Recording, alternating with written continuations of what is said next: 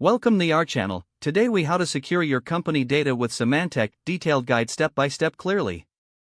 Begin by assessing your company's data security needs. Identify the types of data that require protection. Ensure you have a clear understanding of your IT infrastructure. Visit the Symantec website to explore available solutions. Evaluate Symantec's offerings, such as endpoint protection, email security, and encryption. Select the appropriate products that align with your security needs. Download the chosen Symantec software from the official site. Follow the installation instructions carefully. Configure the software according to your organization's policy. Set up regular updates to ensure the software remains current. Create user roles and permissions within the Symantec platform. Educate your team about best practices for data security. Utilize Symantec's reporting tools to monitor data security status. Establish a response plan for potential security breaches.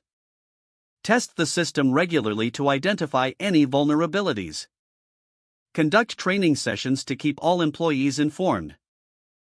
Review and update your security measures regularly. Ensure compliance with industry regulations regarding data protection.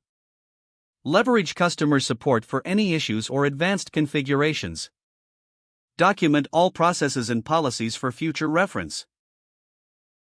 With these steps, you can enhance the security of your company data effectively. If the page does not load, refresh the browser or try again in a private or incognito window. Make sure you are using the correct email address, then retype it carefully to avoid small typos. If your password is not accepted, use the reset option and create a new strong password you can remember. Check your spam folder for verification or security emails, then complete any requested confirmation steps.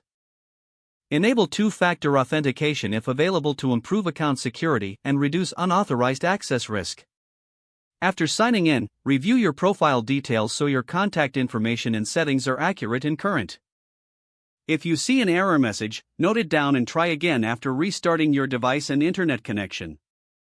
Don't forget to like this video and subscribe to our channel for more step-by-step tech guides.